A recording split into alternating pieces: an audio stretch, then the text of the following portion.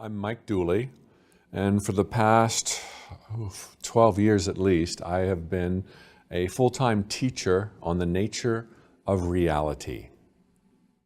I first got started in all of this, perhaps as a kid without knowing it. I was always driven by this desire to know how, why, what's the point? And of course in Sunday school class, as many of us did, drove the priests and the nuns to distraction with questions that they couldn't or wouldn't answer.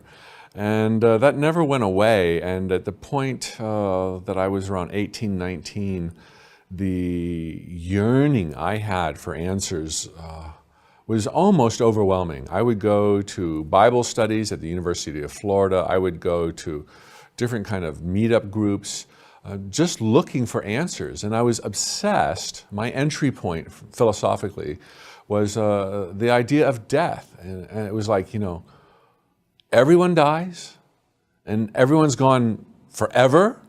And we're here for how long? So short compared to forever? What's the point and where do we go? And to me, death highlighted life. And so not finding anything close to an answer that made any logical sense to me, I kind of went on a path where I was drawing my own conclusions that, that we all must be the eyes and the ears of the divine, of God. Hate to use that word because it's so loaded with baggage, means different things to different people. But, still I recognize, and I think anyone who faintly attempts to recognize that there has to be intelligence in this universe. It's so awesome, so spectacular. There's a reason. And so with that as my given, I started to draw conclusions that we must all be of that intelligence. We couldn't not be part of it. What would we be made of if not of God? And I surmised even earlier than that time must be non-existent at a greater level. And therefore, so must space be non-existent. They must be illusions. And about my sophomore year, my mother, who's an avid reader, and I don't like to read, called me. She lived 2 hours away and said, I've read this book. Oh my gosh, you won't believe it. It's unbelievable. Oh my gosh. It's so profound. And she went on to say that this was a book that was dictated, it was channeled by a woman at the time living named Jane Roberts, who's of course not living today.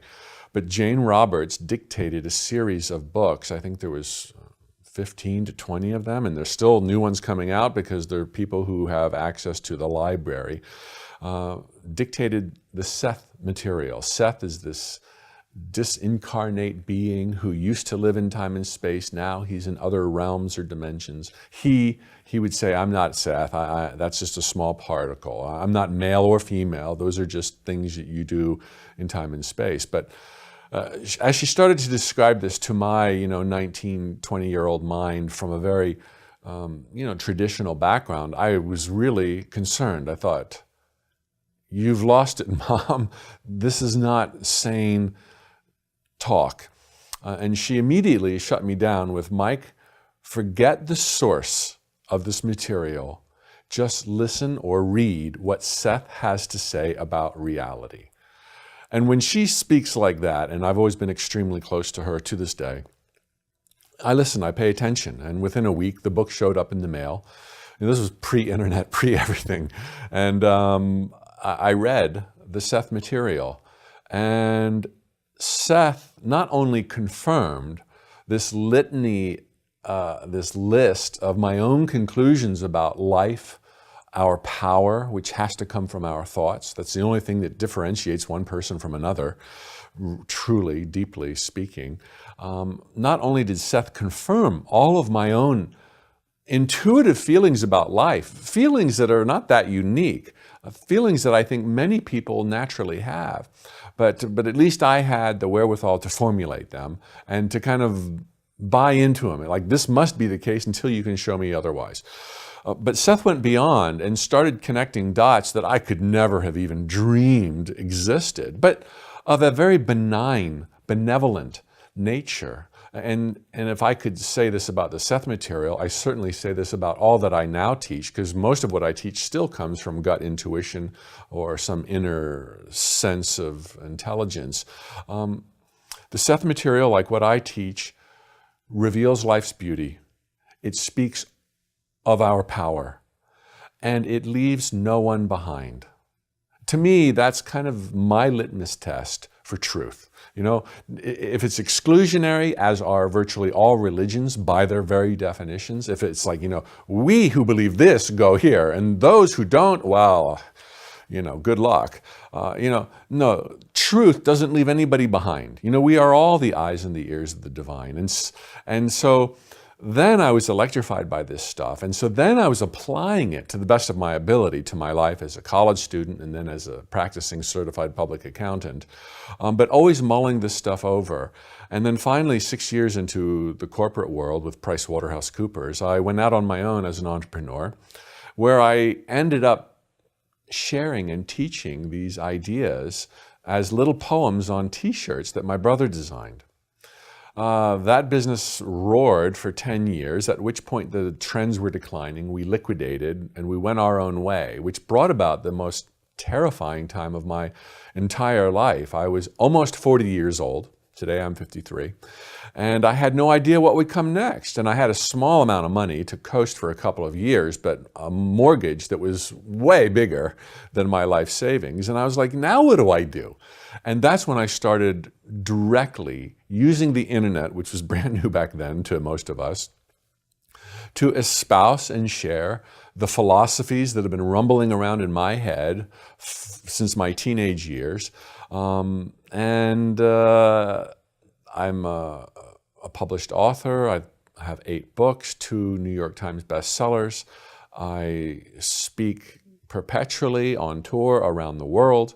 I go home, and I'm home more than I'm on the road, but nevertheless, the tour picks up 3 weeks later, and I visit 2 more cities, and I go home.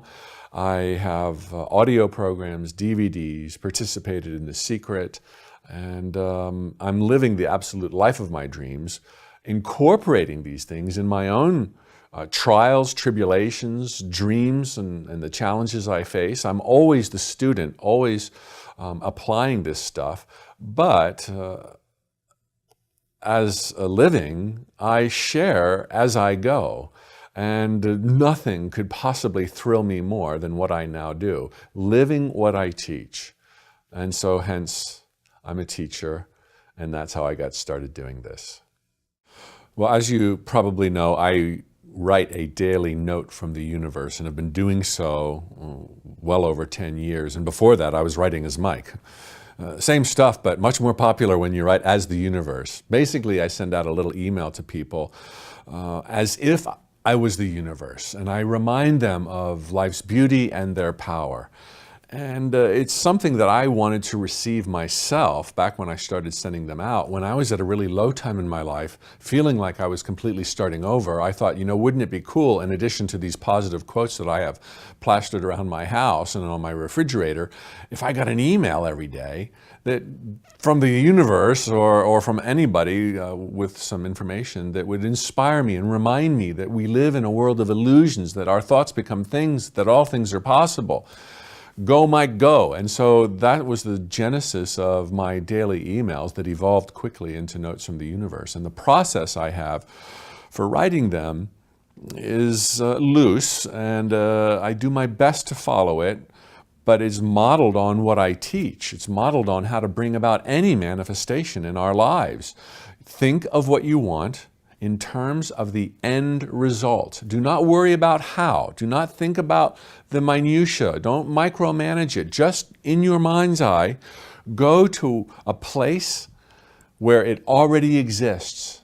And so for a note from the universe, that place is, woohoo! I wrote an awesome note, and I know what it feels like to have written what I think is an awesome note. And so for usually I set a timer for 1 minute. just 1 minute.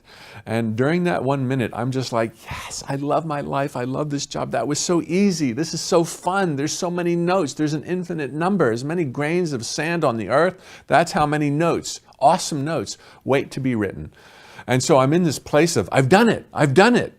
Without thinking what I'll write about, whether it's gratitude or appreciation or judgment or dreams coming true. Those are all hows. That's minutia. That's not what our brain's for. Our brain is this phenomenal instrument, if you will, that taps our spiritual energy and that brings it forth. And we dictate what is brought forth with images in our mind of the end result, or even better than images, feelings, emotion. This is what it's all about. So that woo-woo joy that I feel when I visualize for 1 minute before I write summons good ideas, so that there will then be a manifestation that replicates, that makes real, that actualizes that joy. This is how emotions become things. We literally manipulate, if you will, kind of a fun word sometimes, the world around us, including people who are in alignment with us, who have complementary end results. We draw them into our sphere and we meet them serendipitously, like, oh my gosh, I sat next to so-and-so on the airplane and they told me about this and I went to the website and my life's changed. Or a new best friend or business partner, clients, customers, whatever you're looking for. The end result summons it and creates the circumstances that seem to be so coincidental or random. This is why there is no such thing as a coincidence. This is how there is no such thing as a coincidence or an accident, happy, sad, or otherwise. Everything that happens to us is a function of our inner vibration that's sparked by our inner thoughts in our mind, or moreover, the emotions that we pump through this vessel that brings about circumstances that will yield a manifestation, an actualization of what we were thinking about. So step 2, however, is all important.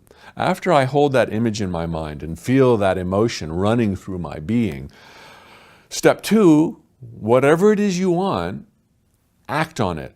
Take action, which usually means act even though you don't know what it is that's going to bring it about, when it comes to a dream coming true.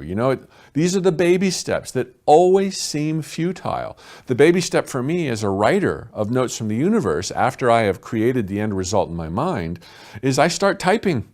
What do I type? I don't know. Type anything. And I will literally type, the dog sat on the barrel. No, not a dog this time, the tree. The reason the tree. The trees have reason. And it spins into something totally unlike the dog sat on the barrel. But this is, again, metaphoric of how all things come to pass. Have the dream, the champagne and caviar, the soulmate, the vacation, the career that thrills you, the improved health, and then do something about it. But now that you've just dreamed of these glorious dreams and you're faced with here and now, do something about it. It's like, what? Go to that job I hate at the mall? Yes, go to that job you hate at the mall. But for having programmed the magic with these new end results, you're going to be alert on the way. You're going to hear something on the radio. You're going to see something out of your car, a billboard. And all of a sudden, the pieces start assembling seamlessly. You think it's just ordinary life. We think that the physical world is concrete reality. It's not. It's a hologram that we create, that we project, but we do so seamlessly so as not to kind of break the authenticity of it, so that we can therefore believe that it's real and therefore be driven by our passions, fall in love, be fallen in love with, and hence we have a lifetime. Point being, after the lofty dreams, you still need to show up and do something with baby steps. And don't be discouraged that they seem paltry, that they don't seem connected to this wild life you've just been dreaming. Take them anyway. And then prepare to be astounded. It won't be the 3rd step. Chances are it won't be the 300th step. It'll be the 3000th step when you have a big dream you want to come true. But rest assured, it's going to come true, because you live in a dream world. And for me, when I write, the little notes from the universe are usually only a paragraph long. They will still to this day sometimes take hours to hammer out. And I'll daydream, and I'll get mad, and I'll start over, and I'll delete, and then I'll add on, and then then I'll take a phone call, and then I'll Google something. But this is the process. I used to beat myself up for daydreaming or taking a long time or not being more focused. But I've learned to kind of chill out. Rome wasn't built in a day, and whatever it is you want, it's coming to you. And the more you can be at peace with that knowingness, the easier it is to bide your time. And the more you realize that everyone needs some diversity and some diversions in their life, the more gentle you can be in letting the process unfold. And so that's how I write a note from the universe. I hold the end result in my mind and emotionally for about a minute with a timer. And then I just take action on it and I start writing whatever comes to mind, and I massage it and I tweak it and I change it and I give it a rest and I daydream and I go back to it. And it's the same. This is my main teaching in life, that we are deliberate creators, that our thoughts become things. If there's something you don't like, you can do something about that. You can transform it. You can transform yourself. You can transform your life. So hold the vision in your mind. Use vision boards. Use scrapbooks. Listen to enriching audio programs. Read empowering books. Whatever it is for you. Listen to Kanye West or whatever it is for you. And then do what you can with what you've got from where you are. And the pieces of the puzzle will assemble themselves as long as you keep at it. And of course, you'll be drawn through uncharted territory. That's what a dream implies. That's why you're dreaming it, because you've never been there before.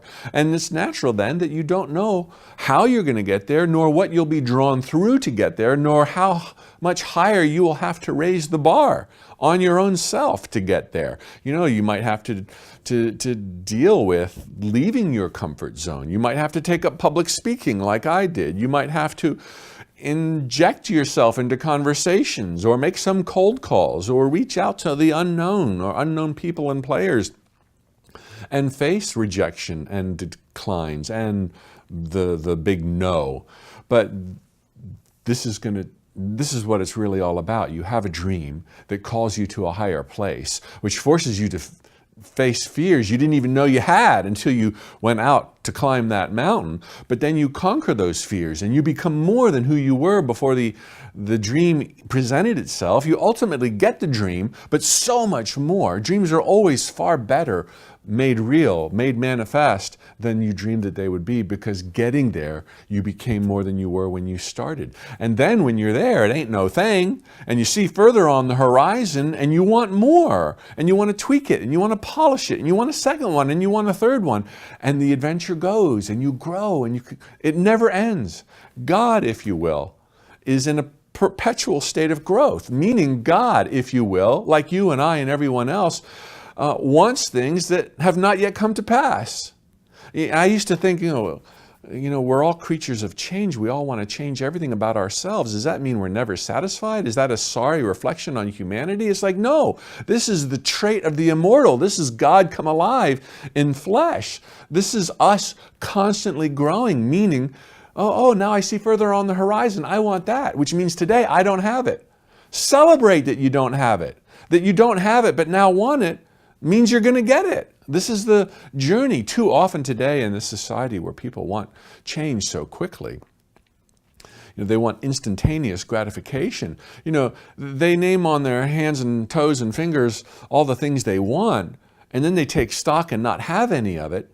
They think, oh man, something's so wrong with me. Look at so-and-so, and look at so-and-so, and look at these people. They all have it. So many people have what I want, but I don't have it. Must be something wrong with you. Like, no, there's nothing wrong with you. Everything's right about you, including, perhaps especially, this desire to kind of expand and to be more complete and more fulfilled. But you're never going to be completely fulfilled. And this is our greatest gift. It means that there'll always be another reason to get out of bed, because there'll always be another height to attain. And this is not to be confused with a me message. I'm going to make everything happen. I mean, there's nothing wrong with the individual's pursuit of happiness. I think there's everything right. I think we have strong societies when the individuals honor their preferences. But I know that the critic, hearing some of my work, can say, this is a selfish man or a selfish ideology about more, about glitz, about champagne and caviar, getting the new car, the new boat, the new whatever it is that somebody might want. It's like, when one succeeds, we all succeed. And we don't all want the new car or the new boat. You grow out of that phase in your 20s, and there's something more important you realize is on the horizon or immediately in front of you, and that is fitting into society, not conforming, but being useful. I used to run away at the word service, being of service. It's like, to me that meant selflessness. And I deplore any sense or approach to life from a selfless perspective. I celebrate the selfish pursuit of our interests because that adds to everyone. Bill Gates, thank God that guy did what he did and followed his selfish heart, because my life is way better because of him. And thank God Mother Teresa didn't go to Silicon Valley, because we probably would still be using abacuses and 10 keys. Thank God Mother Teresa followed her bliss. She did what she wanted to. She was a divinely selfish soul. And when we all tune in to what we most want, then we can all shine a light in a corner of reality or on this planet where no one else is going to end up shining a light, completing this mosaic, this tapestry of creativity and infinite possibilities that will make the human race, the civilization that we're now part of, shine like we can't even dream of it one day shining at this primitive juncture. Probably the one thing that I'm most passionate about, that thrills me, that I most want to convey to people. Not so much because they need to hear it, although those who do find it and resonate with it, and I think I can say it thrills them, but because it just thrills me in my own pursuit of happiness, and that is that we are creators. And we create through the focus and the power of our thoughts. Our thoughts literally become the things and events of our lives. They have an energy and a life force of their own that literally, or perhaps metaphorically, rearrange the players and the props of the stage of our lives, predisposing us to those so-called accidents, coincidences, and serendipities that will yield a physical world identical to what we have been thinking. Now, I like to point out that there is more to life than being a deliberate creator. I mean, there's relationships, there's patience, there's the lessons that we all learn. And there's people who speak on all of those because it thrills them. But for me, it's the fact that we are creators and that we create through our chosen focus, our energy, our words, our imagination. My home base as a teacher is my website, tut.com, TUT.com. It used to stand for Totally Unique T-shirts, and today we're kind of still using it because it's so short and memorable. But there I send out my free daily notes from the universe. There I announce my new books, audio programs, tour events, and adventures to exotic places twice a year that I take folks. TUT.com.